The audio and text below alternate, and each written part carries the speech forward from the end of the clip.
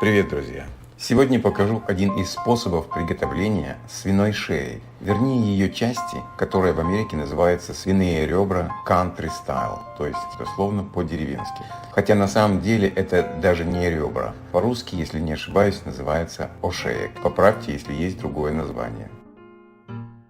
Нарезаем одну луковицу на полукольца.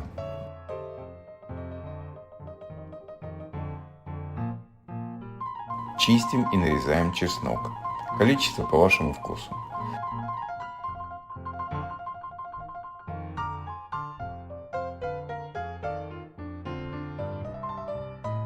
Чистим и нарезаем полукольцами одно кисло-сладкое яблоко.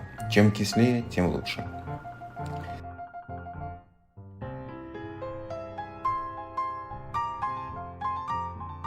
Я сначала буду томить все на плите, на минимальном нагреве в кумулятивной кастрюле Zepter. Я использую так называемый реверсный метод готовки. Сейчас поясню. По старой поварской школе сначала хорошенько зарумянивают при высокой температуре, дабы запечатать мясо, чтобы соки не выходили.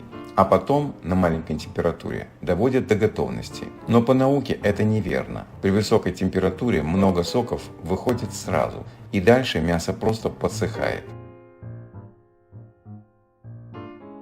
Нарезаем крупно по диагонали один росток сельдерея и одну морковь.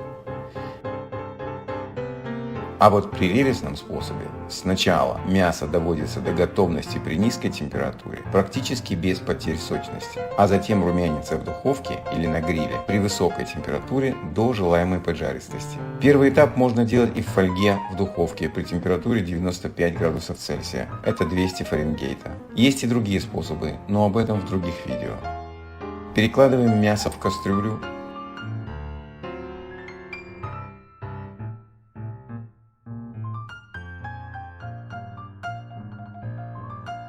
Сверху укладываем овощи и яблоко. Соль, перец, зиру. Растительное масло. У меня оливковое extra virgin. Лавровый лист.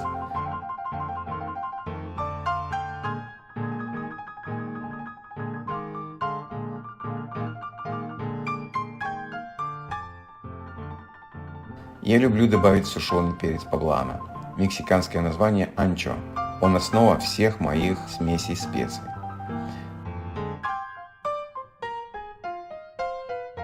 Закрываем крышкой и оставляем томиться на минимальном нагреве на 3 часа. Через 3 часа мясо практически готово.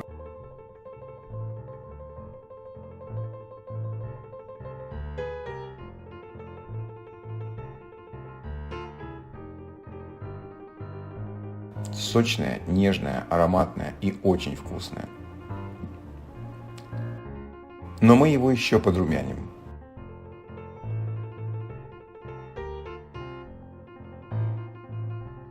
Окропить растительным маслом и отправляем мясо с яблоком в духовку на 30-35 минут при температуре 190 градусов Цельсия. Это 375 Фаренгейта. Как уже было сказано, мясо и так готово. Его нужно только довести до желаемой поджаристости. Тем временем приготовим гарнир.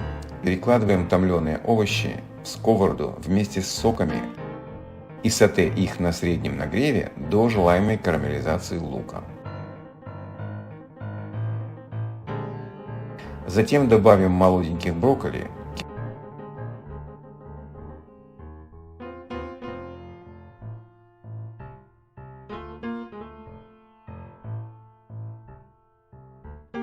накройте крышкой на 2-3 минуты, чтобы брокколи слегка подпарились.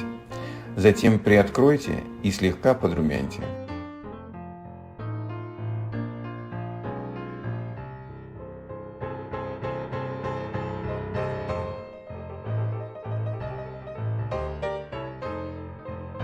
Перекладываем овощи в блюдо.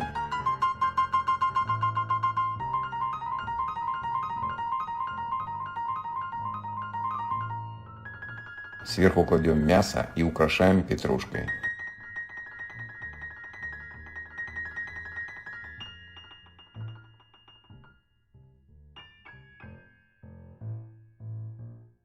Блюдо готово. Приятного аппетита! Не забудьте подписаться на мой канал, чтобы не пропускать новых видео. Всего доброго.